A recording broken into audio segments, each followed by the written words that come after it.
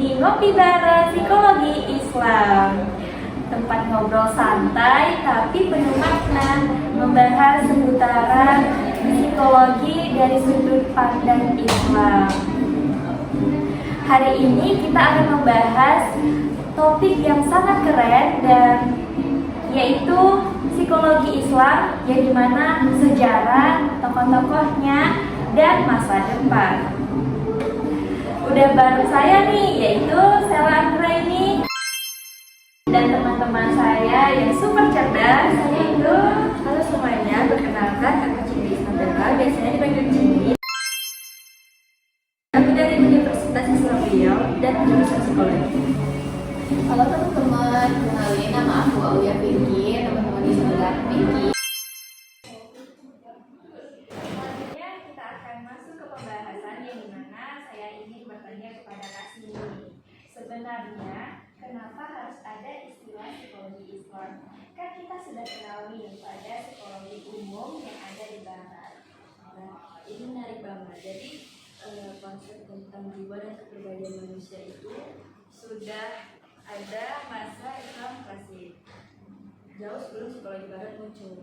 Tapi yang terjadi, dunia modern itu mengenal psikologi dari Eropa. Kayak pun pada tahun 1879, yang dimana beliau mendirikan laboratorium psikologi Islam pertama di Leipzig di Jerman. Oke, dari sudut pandang Kak Kiki sendiri bagaimana?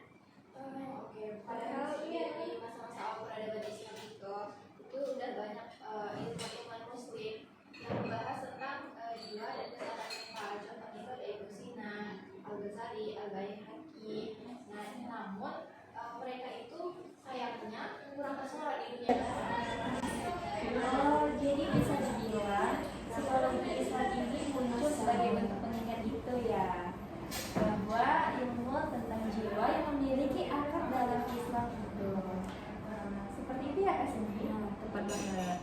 Dan yang lebih menariknya lagi, munculnya psikologi Islam modern itu, banyak orang yang merasa bahwa psikologi Barat itu kurang menyejahterakan sisi moral dan spiritual manusia. Manusia modern itu sukses secara materi, tapi banyak banget yang stres, depresi, dan bahkan sampai kehilangan makna hidup. Nah, ya istilahnya tuh gini, hebat secara teknologi, namun kosong secara hati.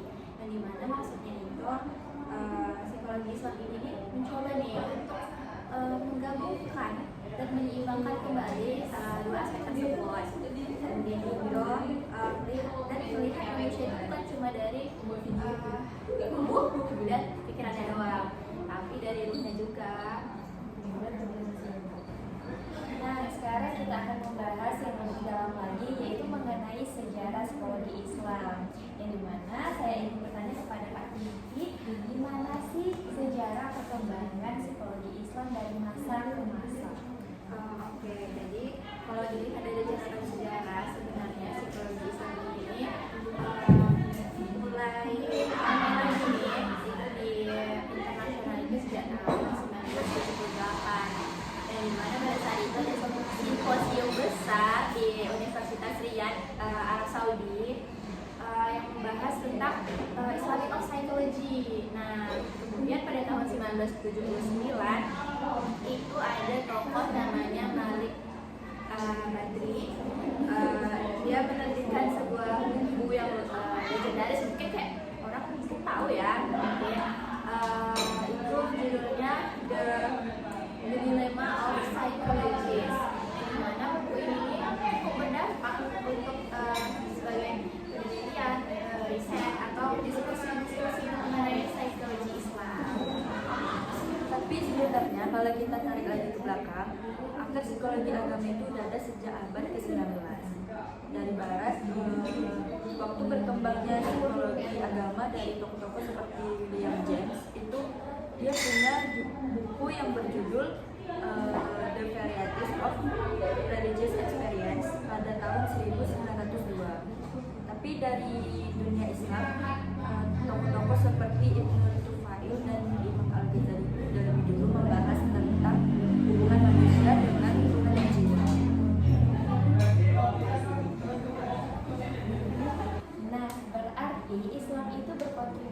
sangat penting dalam sejarah psikologi, tapi terkadang tidak terlihat saja di buku.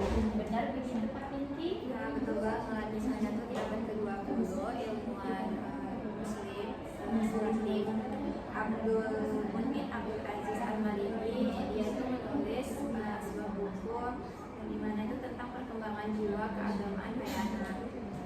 Terus itu ada tokoh namanya Arif Abdul Al-Falah, itu menulis tentang Ruh Al-Adin Al-Islami. Kemudian ada Mustafa Fahmi, dia menulis tentang Al-Sihah Al-Nafsiyah, tentang kesehatan mental dan dari perspektif Islam. Nah, sekarang di bagian favorit aku nih, yaitu tokoh-tokoh besarnya. Nah, selanjutnya saya ingin bertanya nih kepada Kak Cindy. Siapa aja sih ilmuwan Islam yang punya kontribusi besar dalam psikologi? Yang pertama itu ada Ahmad Ibnu Syahil Al-Baihaqi. Beliau itu seorang dokter sekaligus ilmuwan yang sudah ada pada abad ke-19. Kemudian beliau tuh punya buku yang berjudul Masali Al-Abdan wal Al-Nafus. Dalam buku itu beliau menceritakan tentang kesehatan fisik dan kesehatan jiwa. Beliau bilang kalau tubuh sakit, pikiran juga terganggu dan sebaliknya. Jadi konsep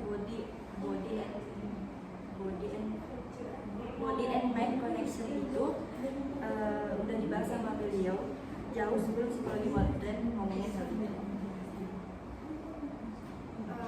Kemudian lanjut ya, itu tuh ada namanya tuh Ibnu Sina. Ibnu Sina ini nama yang sering kita dengar, pasti teman-teman juga kayaknya pernah dengar di sekolah, mungkin pernah ada dengar guru ngomongin tentang tokoh Ibnu Sina ini, dan karena dia dijuluki juga bapak kedokteran Islam. Tapi ternyata Ibnu Sina ini juga itu ahli lah dalam bidang psikologi. Nah, Ibnu Sina itu dia membagi lagi nih menjadi 3 tentang jiwa. Yang pertama ada jiwa nabati namanya, yaitu yang ngurusin tentang pertumbuhan dan reproduksi. Kemudian yang kedua itu adalah jiwa hewani, di mana itu berkaitan dengan perasaan dan gerakan dan emosi. Dan yang terakhir itu ada namanya jiwa rasional, di mana kemampuan berpikir dan memahami hal-hal abstrak. Dan yang kerennya lagi, konsep ini nih, itu tuh mirip dengan teorinya Sigmund Freud, yang dimana ada ego, super ego gitu.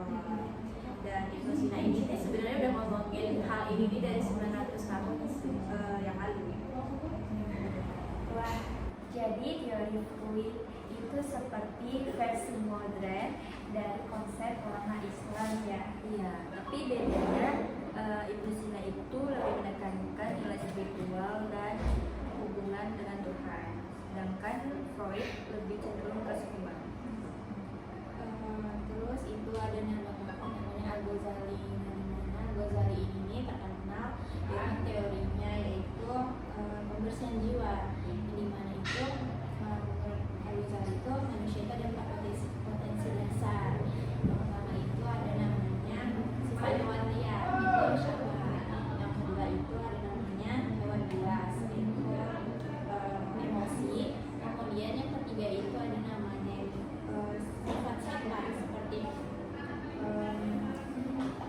kejahatan dan tipu daya. Kemudian yaitu ada namanya sifat ketuhanan, yaitu kebijaksanaan. Berarti kayak psikoterapi versi tasawuf ya? Nah, tepat banget. Ya itu bahkan si Al-Ghazali ini dibilang kalau Al-Ghazali ini adalah bapak psikoterapi spiritual. Oke, jangan lupa juga tokoh-tokoh kayak Najib Al-Adin Muhammad yang sudah menulis klasifikasi penyakit mental secara medis, dan juga Zakaria Razi yang mendirikan rumah sakit jiwa di Baghdad, sangat jauh melampaui zaman. Nah, tadi itu kan kita sudah membahas tokoh-tokohnya. Lalu kita lanjutkan, gimana sih konsep manusia menurut psikologi Islam? Nah, dalam Al-Quran itu ada 3 aspek utama. Yang pertama itu ada jismiyah, yaitu tubuh dan atau fisik yang sifatnya konkret dan mekanistik. Yang kedua itu ada nafsiyah, yaitu pikiran, perasaan, dan kehendak, sifatnya spiritual dan bebas. Kemudian yang ketiga itu ada ruhaniyah, yaitu ruh yang berasal dari Allah yang membuat manusia hidup dan punya kesadaran yang tinggi. Kalau misalnya digambarin tadi aspek nafsi sebenarnya dari dimensi lagi nih teman-teman. Yang pertama itu ada namanya an-nafs, yang pastinya itu mengenai nafsu dan keinginan. Kemudian akal, yaitu mengenai akal dan perasaan. Kemudian yang terakhir itu ada namanya itu kolbu, yaitu seperti perasaan. Jadi kalau misalnya nih hati kita bersih, otomatis tindakan kita itu juga ikut baik. Jadi kalau itulah kenapa dalam Islam itu penting banget punya jiwa yang bersih. Nah, jadi manusia sehat itu adalah bukan cuma dari fisiknya aja, tapi dari hatinya dan auranya. Betul, dan ini yang bikin psikologi Islam beda dari psikologi barat yang sering cuma fokus ke perilaku dan otak aja.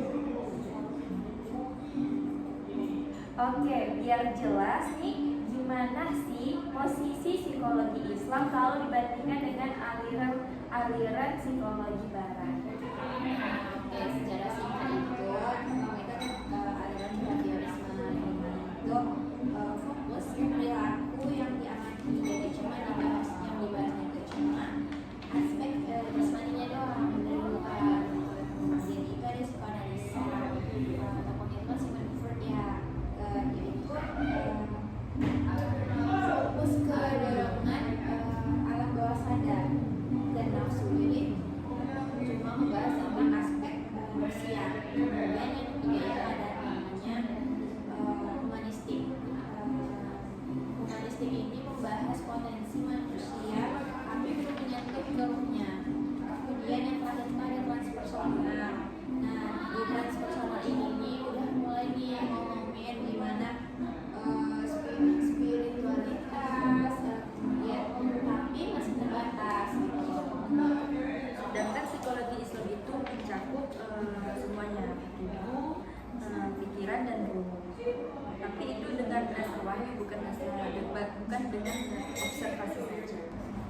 Oke, benar. Berarti psikologi Islam tuh kayak versi lengkapnya, yang dimana nyatuin antara ilmu, akal, dan imannya ya.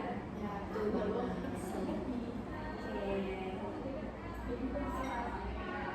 Nah, kalau begitu, kedepannya gimana sih masa depan psikologi Islam nih?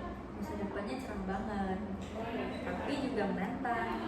Sekarang banyak universitas Islam mulai buka program psikologi Islam. Tantangannya adalah bikin teori, metode, dan alat-alat ukur yang senilai dengan Al-Quran dan hadis. Dan kita sebagai generasi muda Gen Z gitu kan, itu berperan, sangat berperan. Misalnya tuh kayak mulai melakukan riset, seminar, sampai bahkan podcast yang kayak kita lakukan sekarang ini nih bermanfaat sebenarnya gitu. Kuncinya tuh jangan cuma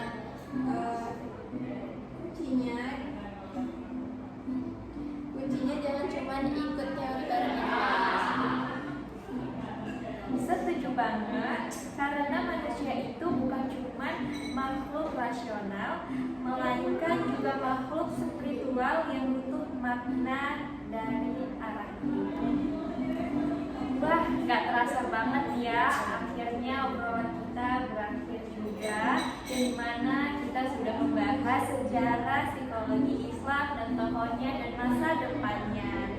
Semoga kedepannya kita akan menjadi lebih baik lagi dan dapat untuk lebih memahami dalam kehidupan sehari-hari. Benar banget, dan semoga dengan